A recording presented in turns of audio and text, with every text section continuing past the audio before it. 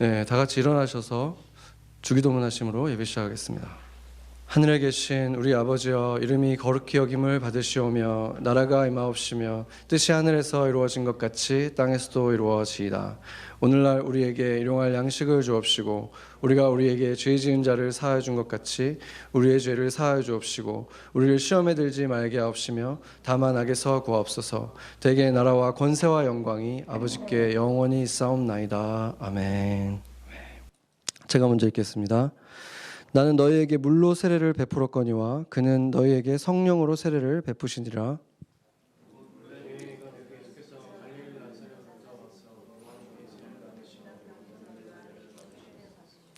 곧 물에서 올라오실새 하늘이 갈라짐과 성령이 비둘기같이 자기에게 내려오심을 보시더니 그로부터 소리가 나기를 너는 내 사랑하는 아들이라 내가 너를 기뻐하노라 하시니라. 아멘. 초기 기독교인들은 굉장히 무서운 그런 학살과 이런 그 핍박을 받았죠. 그런데 그 핍박과 그렇게 학살을 당하던 시대를 끝낸 사람, 그냥 단지 끝냈을 뿐만이 아니라 로마 제국의 국교로 해버리는 완전히 반전되는 일인 거죠. 그 일을 이룬 사람이 콘스탄티누스 황제였습니다. 그래서 그분에 대해서는 여러 가지 상반되는 그 평가들이 있는데, 콘스탄티누스가 언제 세례를 받았냐면 죽기 직전에, 그 영어로 death bed라고 하잖아요. 그 베드에서 죽기 직전에 세례를 받은 것으로 또 유명합니다. 그런데 그때는 사실상 모태 신앙들이 많지 않았던 거잖아요. 그렇기 때문에 나중에 예수님을 믿게 돼서 기독교로 이렇게 그 컨버릿된 사람들이 주로 죽기 직전에 이렇게 세례를 받는 풍습이 있었습니다. 왜 그랬냐면 이 세례라는 것의 의미가 모든 죄로부터 깨끗하게 해주는 거거든요. 뭐 원죄라고 할 수도 있고, 그리고 그 이후에 자기가 지은 모든 죄들이 세례를 받는 순간 다 없어지는 거예요. 완전히 청산되는 거예요. 그러니까 당연히 세례를 받고 나서 또 죄를 지을 수 있는 기간을 두는 것보다 그게 없는 게 낫다고 생각을 하는 거죠. 그래서 왜냐하면 세례를 받은 이후에 죄를 짓게 되면은 그것을 또 그 죄를 용서받는 것이 그 이후에 그 기독교의 그 교파들마다 조금씩 다르게 얘기를 하고 있긴 하지만 간단치가 않았거든요. 사실상 로마 카톨릭의 교리로 보면은 지금도 마찬가지인 게 최초의 세례를 받을 때만 모든 죄가 다 사라지는 거예요. 청산돼요.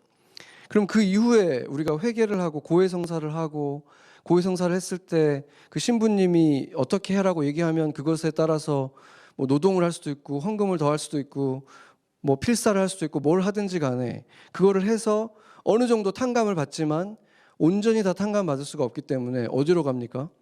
연옥이라는 곳에 가서 거기서 뭐 수천 년 수만 년 동안 갇혀서 그걸 다 갚고 나서 천국에 들어갈 수 있는 거예요. 그러니까 어떤 게 더 좋겠습니까? 최대한 늦게 세례 받아가지고 한 번에 끝내는 게 좋잖아요. 그러니까 그렇게 하고 싶었던 거죠, 이 콘스탄티누스가. 그렇다면 왜 이 카톨릭이 이제 전반적으로 유럽을 다 지배했던 그 중세 시대 때부터 왜 아이들한테 태어나자마자 얼마 안 돼서부터 유아 세례를 줬는가? 몇 가지 이유가 있는데 그 중에 중요한 것 한 가지는 뭐냐면, 카톨릭에서는 갓난 아기도 세례를 받지 않으면 그 원죄 때문에 지옥에 간다고 믿었기 때문에 어떻게 해야 됩니까? 그러면 태어나자마자 빨리 최대한 또 세례를 줘야 되는 거죠. 왜냐하면 아이들이 많이 죽었잖아요. 옛날에는 한국도 그랬지만 유럽도 태어나자마자 얼마 안 돼서 죽는 아이들이 너무 많았기 때문에 최대한 또 태어나자마자 세례를 줘야 되는 거죠. 이렇게 그 세례의 또 하나의 특징은 세례가 없이는 구원도 없다. 이러기 때문에 모든 죄를 탕감해 주는 것, 그리고 세례를 받아야만 구원을 받는 것, 이것 때문에 이 기독교 신앙에 있어서 세례는 가장 중요한 예식이 되어 있는 것입니다. 그래서 종교개혁자들이 그 수많은 예식들이 있었던 그 카톨릭을 다 이렇게 그 껍질을 다 버렸잖아요. 그랬는데도 간결하고 그 말씀 위주, 복음 위주의 교회로 바꾸면서도 남겨놨던 것이 바로 이 세례식과 성찬식이었습니다. 왜 이 두 가지를 남겨놨겠습니까? 다른 것들은 어떻게 보면 예수님의 가르침에 따라서 자신들이 이게 필요하다 해서 만들고 한 것이지만, 이 두 가지는 예수님이 제자들에게 하라고 직접 명령하신 것이었기 때문에 반드시 해야 되는 것이었던 거죠. 그래서 오늘 본문에 보면 예수님께서 세례 받는 장면이 나오는데, 이 세례의 의미에 대해서 우리가 조금 자세히 살펴보겠습니다. 먼저 세례는 어떤 형식으로 드려져야 되는가, 이것이 이제 조금 그 교파마다 조금씩 다른 의견들을 가지고 있는데, 크게 보면은 통칭해서 세례라고 하는데 그 안에서 두 가지로 보자면은 침례라는 방식하고 세례라는 방식이 있다고 볼 수 있어요. 그러니까 침례는 온 몸이 머리끝까지 다 그 물속에 담기는 거죠. 그렇게 들어갔다가 나오는 거, 이걸 이제 침례라고 하고, 이 지금 요단강에서 예수님이 받으신 거, 그리고 요한에게서 세례받은 모든 사람들, 나중에 예수님의 제자들이 세례를 줄 때도 이 강에서 했기 때문에 그 물이 많은 곳에서 할 때는 그렇게 완전히 몸을 담그는 침례 방식으로 했었습니다. 그런데 그런 환경이 아니라 만약에 여기서 우리가 어떻게 침례를 드릴 수가 있을까요? 드릴 수가 없잖아요. 그러니까 이런 환경에 있다면은 세례로 드리는 것도 문제가 아닙니다. 왜냐하면은 그것 자체에도 어느 정도 의미를 가지고 있지만, 더 중요한 것은 그 예식의 의미잖아요. 그 영적인 의미가 더 중요한 것인데, 성령 세례라는 것을 생각을 해보면 실제 세례는 성령 세례인데, 성령 세례에 대해서 성경이 말할 때 어떻게 표현하냐면 부어준다고 말하거든요. 물 붓듯 부어준다고 표현을 해요.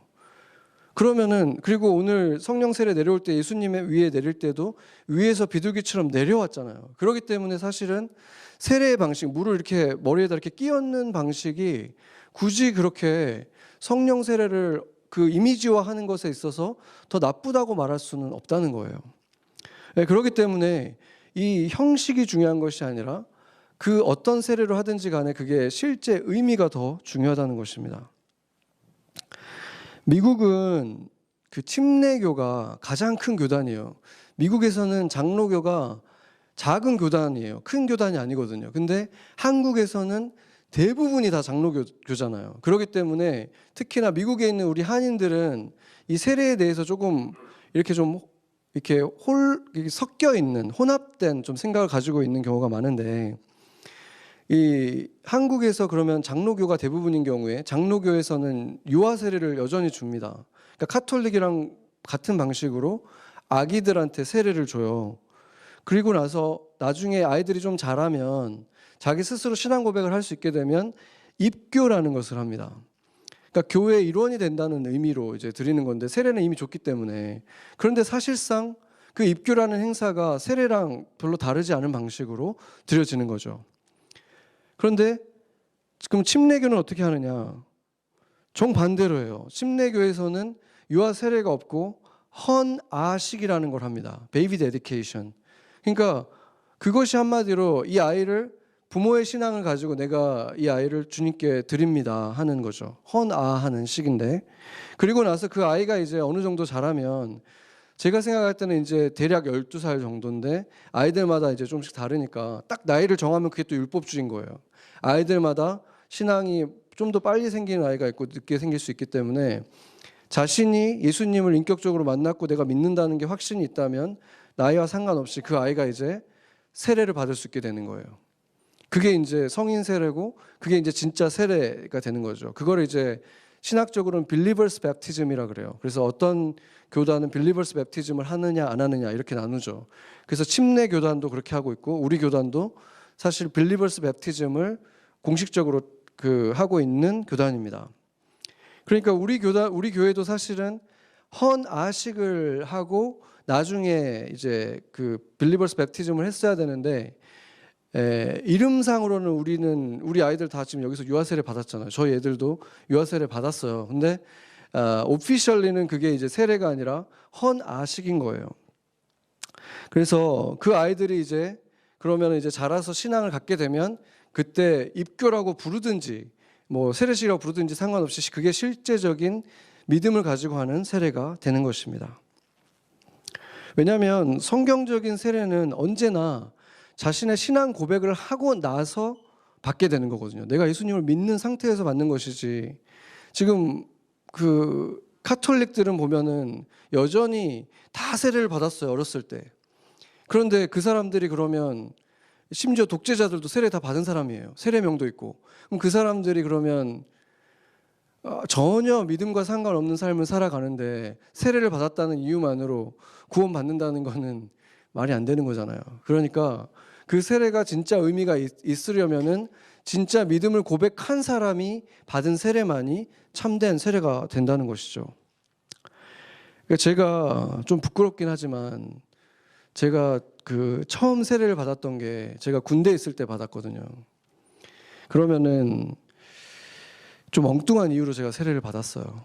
제가 군대를 가면은 이제 졸병 때 그 종교 활동이라는 게 있어요. 근데 종교 활동을 안 나가면은 내무반에서 뭐 하겠습니까? 다 고참들인데 거기 앉아가지고 각 잡고 이렇게 앉아 있어야 되고 자꾸 뭘 시켜요. 자기들은 TV 보고. 그러면 너무 피곤해지니까 그때 무조건 졸병들은 다 종교 활동을 무조건 가야 되거든요. 거기 가면은 한 두세 시간 동안 약간 민간인처럼 시간을 좀 보낼 수 있게 되니까 뭐 기독교로 갔어요. 제가 갔는데 거기 가면은 이제 막 그 동네 교회, 강원도 시골에 있는 동네 교회에서 막 찬양팀 나와가지고 막 찬양을 해요. 민간인들 보니까 또 너무 후둥그레져가지고 사복을 보는 것도 신기하고 그렇기도 하고 또 제일 중요한 것 중에 하나가 초코파이를 줬거든요.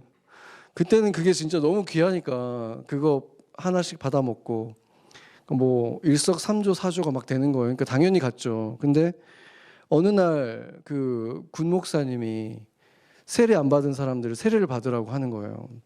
근데 제가 세례를 안 받았었는데 보니까 대부분 다 세례를 받았고 안 받았다고 하는 사람들은 다 세례 받겠다고 줄을 막 서더라고요. 그러니까 혼자 이렇게 쭈삣쭈삣 있다가 저도 그러면은 그럼 받아야 되겠다 그냥 받았는데 그것뿐만 아니라 또 세례를 받으면 초코파이를 하나 더 줘서 초코파이를 2개를 먹을 수 있다는 그 기쁨과 함께 여러 가지로 좋을 것 같아가지고 제가 세례를 처음 받은 거예요. 그렇게. 근데 뭐 기분도 좋더라고요. 뭐 세례 받으니까. 근데 나중에 이제 제가 예수님을 믿고 교회를 다니는데 나는 뭐 세례 교인이다 해가지고 성찬식도 참여하고 막 다 했는데 어느 순간부터 이게 내가 그때 받았던 세례에 대해서 성경을 읽기 시작하니까 그렇게 엉뚱하게 그렇게 받은 거에 대해서 좀 약간 죄책감도 좀 들고 편하지가 않더라고요. 그래서 제가 이 믿은 지는 좀 시간이 지났었지만 이 MMC에 와가지고 최재형 목사님한테 제가 여기서 세례를 받았어요. 그러니까 제가 자랑스러운 MMC에서 세례받은 세례 교인이에요. 그러니까 놀라운 일이죠. 어떻게 보면 여기서 제가 세례를 받았고 여기서 이제는 제가 세례를 주는 담임 목사가 돼 있는 거니까 대단한 일이 하나님이 이루고 계시는 건데 여러분도 만약에 뭐 진짜 기억도 안 나는 유아 세례를 받았는데 내가 믿음으로 고백하고 세례를 받고 싶다는 마음이 있으면 세례를 받으시기를 바라고 또 뭐 어렸을 때 초등학교 때도 교회에서 입교도 그렇게 한대요. 막 몇 살이 되면은 이제 유아 세례 받은 애들 나와서 입교해 이렇게 하면 선생님들이 하라고 하니까 그냥 와가지고 그냥 쭈루루 와가지고 그냥 쭈루루 받는 거예요. 근데 그때 만약에 내가 그걸 받았지만 사실은 내가 내 신앙을 고백하고 받은 건 아니었다라고 생각된다면 다시 받는다고 화형 안 시켜요.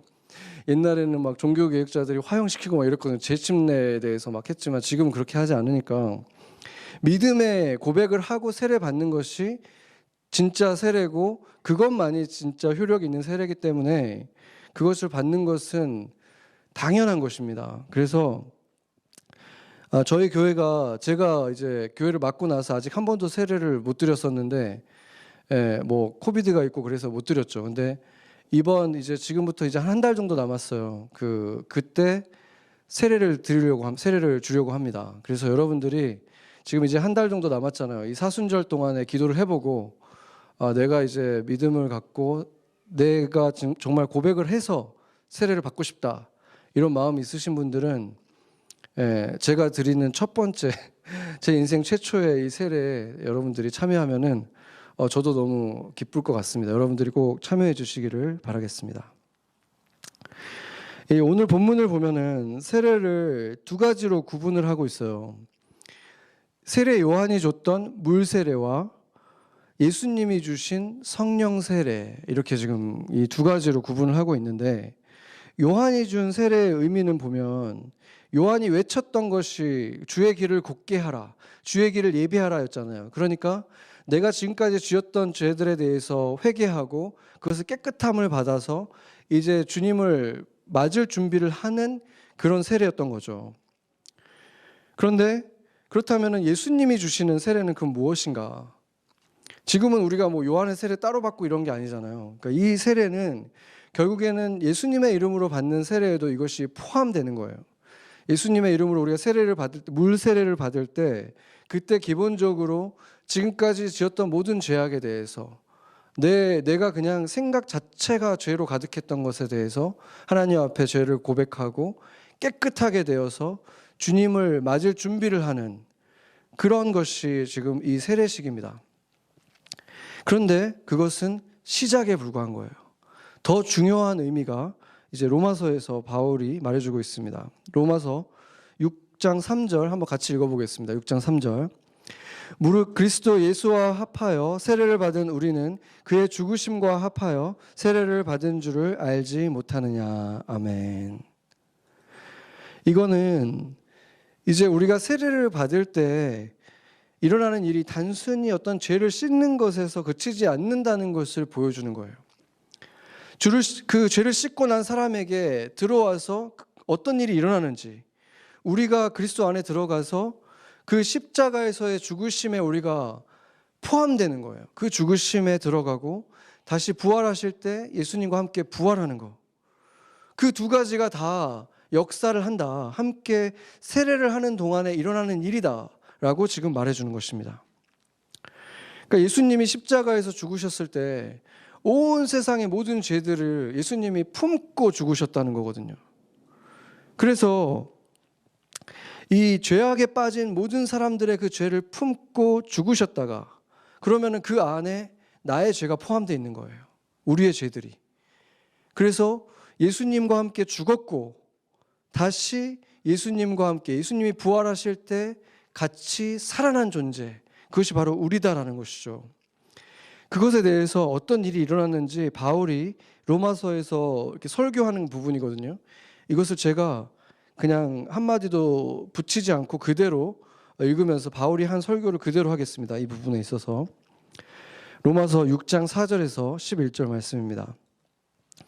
그러므로 우리가 그의 죽으심과 합하여 세례를 받음으로 그와 함께 장사되었나니 이는 아버지의 영광으로 말미암아 그리스도를 죽은 자 가운데서 살리심과 같이 우리로 또한 새 생명 가운데서 행하게 하려 함이라. 만일 우리가 그의 죽으심과 같은 모양으로 연합한 자가 되었으면 또한 그의 부활과 같은 모양으로 연합한 자도 되리라. 우리가 알거니와 우리의 옛사람이 예수와 함께 십자가에 못 박힌 것은 죄의 몸이 죽어 다시는 우리가 죄에게 종노릇하지 아니하려 함이니 이는 죽은 자가 죄에서 벗어나 의롭다 하심을 얻었음이라. 만일 우리가 그리스도와 함께 죽었으면 또한 그와 함께 살 줄을 믿노니 이는 그리스도께서 죽은 자 가운데서 살아나셨음에 다시 죽지 아니하시고 사망이 다시 그를 주장하지 못할 줄을 알미로라.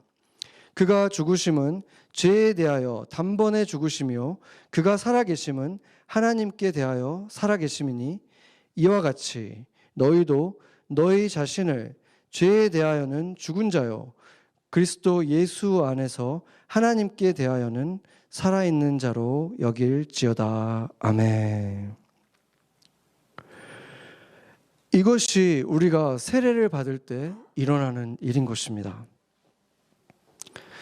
놀라운 것은 죄가 없으시고 온전하신 거룩하신 하나님의 아들이 우리를 대신해서 죄인이 되어서 죄인처럼 죽으셨다는 것입니다.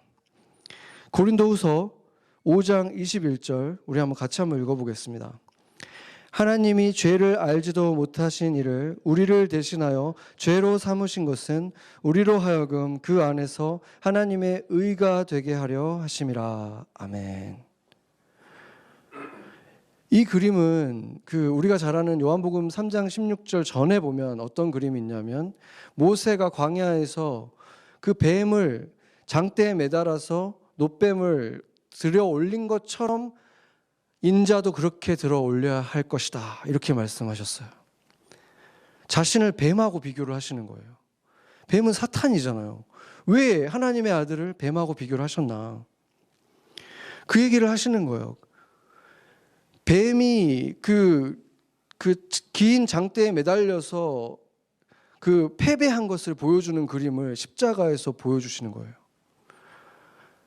죄가 되셔서 거룩한 하나님의 아들이 우리의 모든 죄를 다 감싸시고 그것을 품고 죽으셨기 때문에, 우리를 대신해서 죄인으로서 죽으셨기 때문에, 그렇기 때문에 우리가 세례를 받을 때 그 죄값이 다 청산이 될 수가 있게 된 거예요. 그리고 그분이 부활하실 때 우리가 그분과 함께 하나님의 아들, 딸로서 부활할 수 있는 권세를 얻게 되는 것이 바로 이 세례 속에서 일어난다는 것입니다. 그 세례를 받은 사람들에게는 죄가 씻음 받은 사람, 새로운 생명, 죽지 않는 이 영원한 생명을 가진 사람으로서 태어난 사람들이라는 그것이 증명되는, 그것이 겉으로 드러나는 그 의식이 바로 이 세례인 것입니다. 이제 세례의 세 번째 의미를 볼 텐데, 갈라디아서 3장 27절 29절입니다. 여기를 보면은 그리스도와 합하기 위해서 세례를 받는다 얘기를 하고, 그렇기 때문에 헬라인이나 유대인이나 종이나 자유인이나 남자나 여자나 남녀노소 아무나 상관없이 우리가 예수로 옷 입고 다시 태어난 것이기 때문에 우리에게는 이제 아무런 차이가 없이 우리는 하나의 유니폼을 입은 사람처럼 하나가 되었다, 이 얘기를 하는데, 특이한 말을 합니다. 29절에 보면 아브라함의 자손이고 아브라함에게 약속한 그 유업을 받게 된 자들이다, 이 얘기를 하고 있는 거예요. 어떻게 보면 두 가지 얘기를 여기서 다 하고 있는 건데, 하나는 아브라함에게 약속하신 축복들이 있잖아요. 성경에 말씀하신 축복. 사실은 성경에 말하고 있는 그 모든 축복들은 아브라함에게 하신 축복이에요. 그러니까 아브라함의 축복을 너희가 받게 된다, 이거는 우리가 하나하나 말로 표현할 수 없을 만큼 엄청난 축복을 얘기하는 거예요. 왜냐하면 그 안에, 아브라함 안에 야곱이 들어있고 이삭이 들어있고 요셉이 들어있고 다윗이 들어있고, 이 이스라엘이라는 모든 것에 대한 축복이 이 아브라함의 축복 속에 다 있는 거거든요. 그렇기 때문에 뭐라 그러냐면, 아브라함 너는 단지 그냥 축복의 통로가 아니라 너는 복이 될지라, 이렇게 말씀하시는 거예요. 당연히 이 복 자체가 될 수는 없는 거잖아요. 하나님이 복 자체이고 아브라함은 통로인 게 맞지만, 너 자신이 복이라고 할 만한 존재가 되게 해주겠다. 어마어마한 거예요. 그래서 뭐라 그러냐면, 너를 저주하면 그 사람이 저주를 받고, 너를 축복하면 축복하는 그 사람이 그 축복을 돌려받게 된다. 근데 이거는 사실 하나님에 대해서 말씀하실 때 이렇게 말하거든요. 너희가 나를 가까이 하면 내가 너희를 가까이 할 것이고, 너희가 나를 축복하면 너희가 축복을 받을 것이고, 너희가 나를 찬양하면 너는 칭찬을 받을 것이고, 너희가 나를 멀리하고 저주하면 너희가 그것을 받게 된다. 그거거든요. 근데 그것이 너한테 그 복을 주겠다라고 얘기했다는 거는, 그 아브라함의 축복은 엄청난 것인데 그것을 그리스도인들에게 주겠다, 그 유업을 받는 자가 되는 현상이 바로 이 세례 속에서 일어난다, 그 얘기를 하고 있는 거예요. 그리고 또 중요한 것은 아브라함의 족속이 되었다. 이것의 중요한 점은, 너희가 이제는 각자 가정 환경도 다르고 민족도 다르고 배경도 다르고 다 달랐지만, 너희는 이제 그리스도란 이름 안에서 한 족속이 되었다, 한 가족이 되었다, 그것을 선언하는 것이 바로 이 세례인 것입니다. 그래서 우리가 아브라함의 자손이 된 것이 뭐 이제 진짜 핏줄로서 유대인이 된 것은 아니잖아요. 영적 이스라엘, 영적 유대인이 된 것인데, 이 마음에 대해 해당하는 히브리어가 레브라고 하거든요. 이 레브라는 말은 자아, 의식, 뭐 생각, 감정, 그러니까 이 외적인 것을 제외한 내적인 나 자신을 말하는 것이 바로 레브예요. 그렇기 때문에 이 세례가 이루어질 때 몸의 씻음은 이 바깥에서 일어나는 일이면 내면의 씻음이 일어난다는 것이잖아요. 그 내 자아에, 내 내면에, 내 inner person이 씻겨지는 것을 말하는 것인데, 우리가 보면은 신체적으로 다 멀쩡해 보이긴 하지만 다 어딘가 조금씩 다 돌연변이가 있잖아요. 실제로 보면 이게 인간이 온전한 존재가 아니라 정말 점점 인류가 지금 계속 나아갈수록 돌연변이 숫자가 어마어마하게 늘어나고 있더라고요. 지금 보면. 그러니까 유전적 결함들을 다 가지고 있는데, 그것처럼 인류의 내면도 마음도 온전하지 않은 상태로 태어나는 거죠. 그런데 성경은 뭐라고 말하냐면 몸도 마음도 그렇게 병들어 있는 이유가 죄 때문이다라고 말하는 거예요. 그래서 우리 인간 안에는 죄가 있는데, 이렇게 아이를 키우다 보면은 배우게 되는 게, 애가 이렇게 말을 할 줄 알게 되면은 거의 제일 먼저 하는 말 중에 하나가 no 막 이런 거잖아요. 그러니까 아이들이 우리보다는 착하다고 할 수 있겠지만 이 안에 이미 그 죄성을 가지고 있다는 것을 보게 되는 상황들이 계속 있어요. 근데 그것이 자라면서 어떻게 됩니까? 점점 더 굳어져 가지고 점점 더 이제 인텐셔널해지고 점점 더 간교해지고 더 딱딱해지는 거죠. 그래서 사람들과 이렇게 부딪히면은 서로 막 깨지는 거예요. 서로를 깨트리는 그런 존재가 돼 있는 거죠. 그런데 성령의 세례를 받으면 어떤 존재가 되느냐? 성령의 세례를 받고 새로 태어난 존재는 이 레브가, 내 내면의 그 사람은 그 딱딱해진 존재가 아니라 새로운 존재가 되는 거예요. 새로운 존재. 근데 이 생명은 낡아지는 생명이 아닌 거거든요. 고린도후서 4장 16절 한번 보겠습니다. 같이 한번 읽어보죠. 그러므로 우리가 낙심하지 아니하노니 우리의 겉사람은 낡아지나 우리의 속사람은 날로 새로워지도다. 아멘. 그러니까 사실은 우리의 내면은, 인간이라는 종류의 이 내면은 계속해서 몸과 함께 낡아져 가야 되는데, 새롭게 태어난 우리는 그렇게 될 필요가 없다는 거예요. 오히려 하나님을 모르는 세상의 아이들보다도 순수한 마음을 가질 수 있게 되는 사람들이 세례를 받은, 성령의 세례를 받은 사람들에게 일어날 수 있다는 거예요. 나이가 60이 되고 70이 되고 80이 돼도 마음은 이제 정말 태어난 아이처럼 순수하고 폭신폭신한 그런 마음을 가질 수가 있다는 것입니다. 그래서 이제는 이렇게 성령으로 태어난 사람은 딱딱한 것이, 아무리 딱딱한 것이 부딪혀도 튕겨낼 수 있는 쿠션 같은 사람이 될 수 있다는 거예요. 그게 성령의 세례를 받은 사람의 삶에 일어날 수 있는 일인 것입니다. 그렇게 되면 어떻게 됩니까? 나도 상처를 덜 받잖아요. 그 순간엔 아프지만 다시 원상복귀가 되는 거예요. 다른 사람도 상처를 주지 않고 나도 상처받지 않는 사람이 될 수 있다는 것입니다. 그렇다면은 이 성령 세례는 물 세례를 받지 않고도 일어날 수 있을까요? 우리가 사도행전에 보면은 성령 세례가 일어난 장면들이 사도행전에 대부분 나오는데, 그걸 보면 물 세례가 없이는 성령 세례를 받지 못하는 걸로 나타납니다. 그러니까 물 세례를 받았을 때 성령이 내려오는 것이 계속해서 나타나요. 물론 그 예수님의 십자가 곁에 있었던 죄인이 물 세례를 받을 새가 없었잖아요. 그러니까 그 사람은 물 세례를 받지 않고도 내가 오늘 나와 함께 낙원에 있을 거라는 약속을 받았죠. 그렇기 때문에 물 세례가 없이도 구원을 받을 수 있다는 것은 나오긴 했는데, 그것은 그에게 기회가 없었기 때문인 거죠.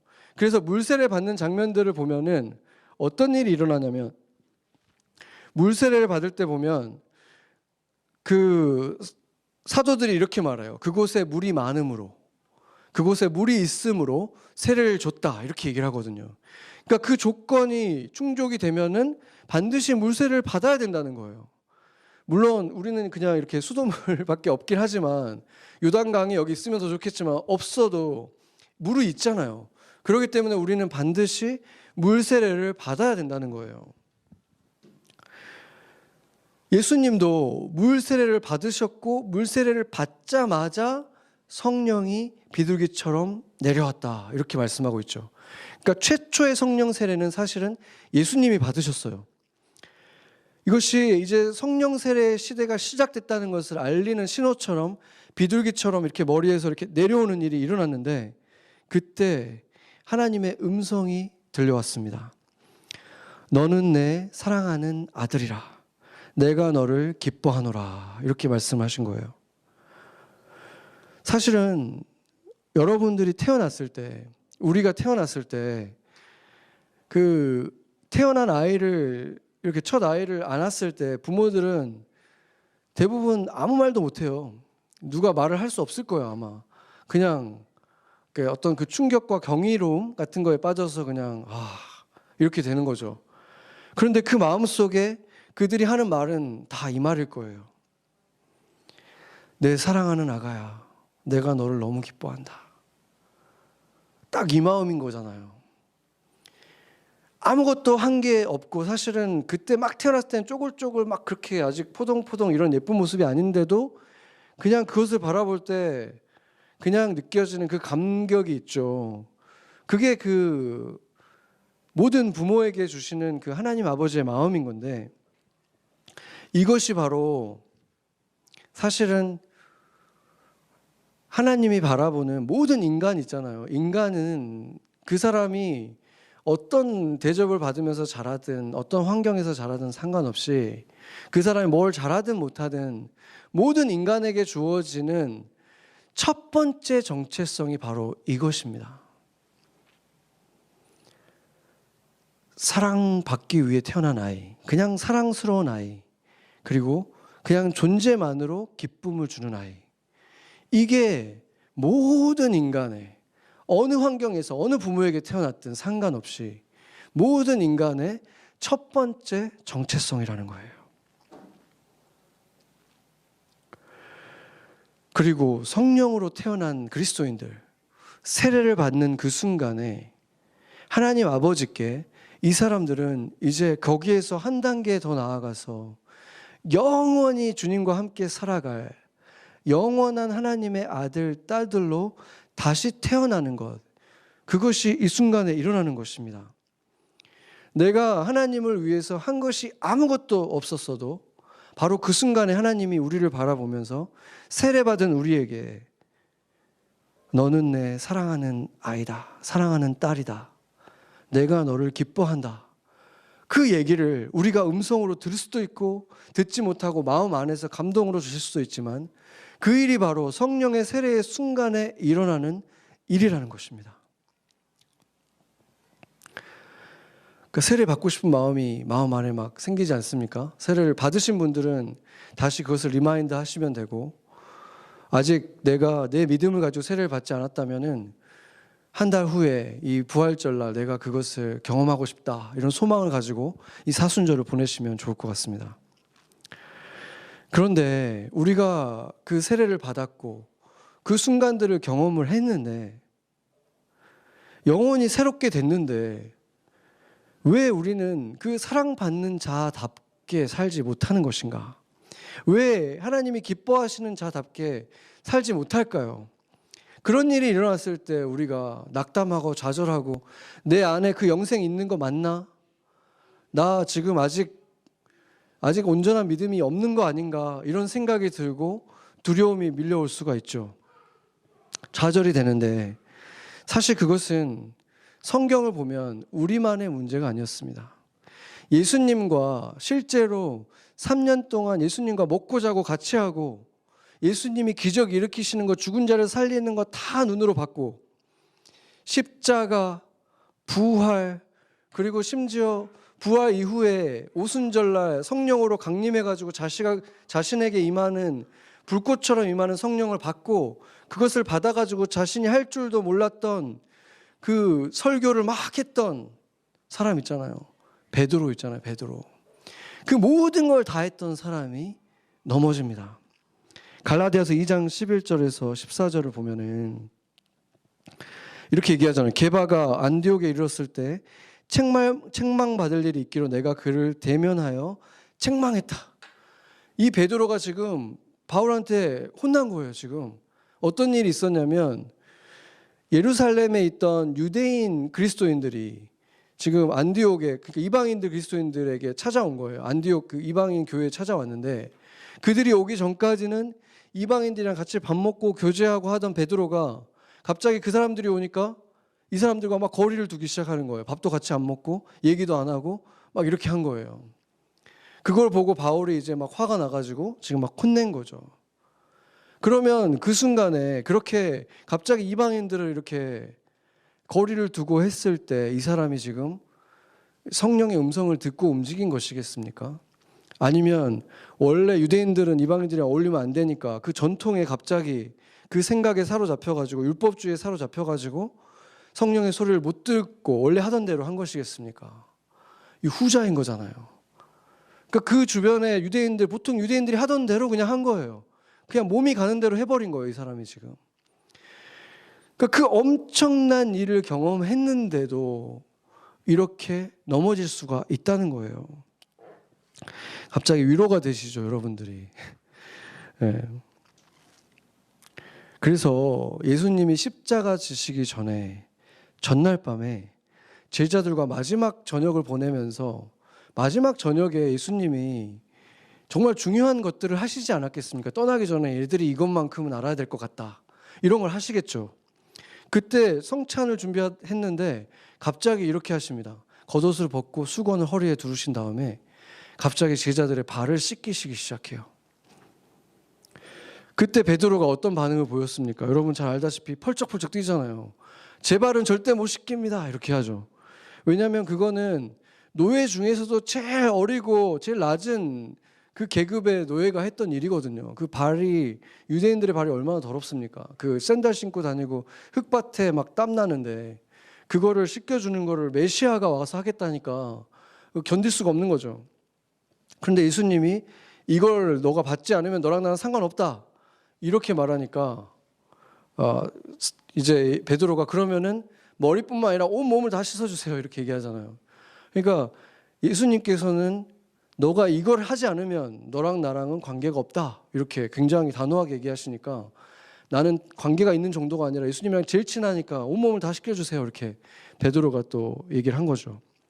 그런데 여기에서 지금 말하는 게 베드로가 지금 진짜 목욕을 하는 상태가 아니잖아요. 아직. 지금 저녁에 사역하다가 온 상태인데 이건 지금 영적인 얘기를 하는 거예요. 목욕을 했다는 거는 세례 받은 사람을 얘기하는 거거든요.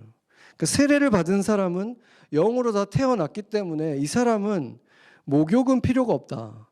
그렇지만 발은 씻어야 된다. 이렇게 지금 얘기를 하고 있는 거예요. 그렇다면 이 발 씻는 것도, 진짜 발 씻는 것도 얘기할 수 있지만 진짜 발 씻는 게 아니라 영적인 발 씻음을 얘기하고 있는 것입니다. 우리의 내면이 혼탁해졌을 때 이 레브가 어느 순간 세상의 생각들, 유대인의 기본적인 살아갔던 그 삶의 방식대로 변화될 수 있기 때문에 이것을 씻어내는 일은 반복적으로 일어나야 된다. 지금 그 얘기를 가르쳐 주신 것입니다. 유대인들의 발은 더운 지방에 샌들 신고 다니고 가죽으로 되어 있는 샌들이 얼마나 더러워졌겠습니까? 발도 이미 새카매져 있죠. 그렇기 때문에 우리는 뭐 저녁에 샤워하면서 그냥 씻잖아요. 그게 아니라 어느 집을 방문할 때마다 씻었어요. 너무 더럽기 때문에. 그래서 어느 집이든 집에 가면은 씻을 물을 내줬어요. 그게 그냥 그들의 기본적인 풍습인 거예요. 이게 뭘 말해 주겠습니까? 수시로 발은 씻어야 된다는 거예요. 내 영혼이 혼탁해지면 수시로 씻어내야 된다. 지금 그 얘기를 해주시는 것입니다. 그런데 그 밤에 발을 씻기던 그날 밤에 또 한 가지 중요한 일이 있었죠. 뭐가 있었습니까? 우리가 보통 최후의 만찬 이렇게 말하는 것인데 사실상은 최초의 성찬이 있었던 밤인 거죠. 거의 동시에 일어난 거예요. 이 발 씻음과 성찬이 바로 같은 시간에 일어났는데, 이 성찬 또한 세례식과 함께 모든 교회라면, 예수님을 믿는 교회라면 어느 교파든 상관없이 굉장히 중요하게 지켜지는 예식입니다. 이 예식 속에서 많은 일들이 일어나지만 정말 중요한 것은 로마서에서 말해줬던 그 세례의 의미 있잖아요. 그리스도와 연합이라 그랬잖아요. 그리스도의 연합을 의미한다 그랬는데, 우리가 좀 이따가 먹게 될 그 예수의 살을 상징하는 이 비스켓, 빵, 이거는 우리 몸 안에 들어가서 내 살이 되죠. 그리고 음료, 이 음료는 예수님의 피를 의미한다 그랬는데 그걸 먹어서 내 삶의 내 몸의 일부가 되는 거예요. 그러니까 우리 한국말로도 피가 되고 살이 된다 이런 말을 하잖아요. 그리고 성경적으로도 보면은 인간을 혈육이라 그래요. 인간을 말할 때 혈과 육으로 된 존재다 이렇게 말하거든요. 그러니까 예수님의 혈과 육이 내 안에 들어와서 내 혈과 육과 연합하는 일이 바로 이 성찬식에서 일어나는 것입니다. 그러니까 어떻습니까? 세례의 의미하고 똑같죠. 이 똑같은 일이 일어나는 거예요. 그리고 또한 갈라디아서에서 보면은 아까 세례가 영적으로 아브라함 족속이 되는 거라 그랬잖아요. 그렇죠. 그러면은 이제 내가 한 핏줄이 되는 것이다. 민족적으로 이 사람들과 같이 떡을 떼고 같이 음료를 마시는 이 사람들과 이제는 한 족속, 한 가족이라는 것을 다시 기억하는 시간, 그것을 행위를 통해서 하는 시간이 바로 이 성찬식이라는 것입니다. 그렇기 때문에 놀랍도록 이 성찬식과 세례식의 의미가 똑같은 거예요. 근데 한 가지 차이만 있는 거죠.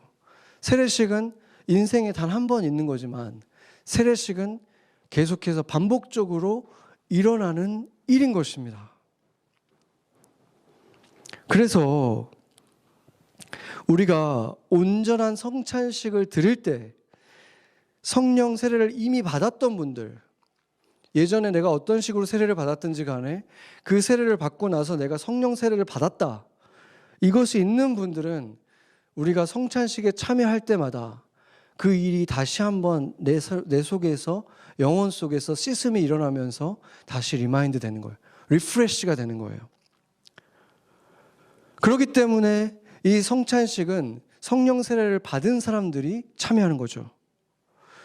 그런데 아직 물 세례나 유아 세례밖에 받지 못했다, 이런 사람들 속에서는 지금 이 시간이 성령 세례가 일어날지도 모른다라는 기대감을 가지고 참여할 수 있게 되는 시간이 되는 것입니다. 그래서 우리가 이제 곧 성찬식을 같이 하게 될 텐데, 우리가 마음으로서 이 성찬식을 기도하면서 준비했으면 좋겠습니다. 지금까지 우리가 알았던 성찬식보다 더 깊은 의미, 이 세례만큼이나 중요한 이 성찬식에서 하나님이 다시 내가 세례를 받는 것 같은 하나님 주님과의 연합이 일어나고, 내가 그리스도 안에서 이 사람들과 한 가족이라는 것이 다시 한번 리프레시 되는 그 일이, 영적인 세례 같은 일이 이 시간에 일어나기를 기도하는 마음을 가지고 같이 준비하면 좋겠습니다.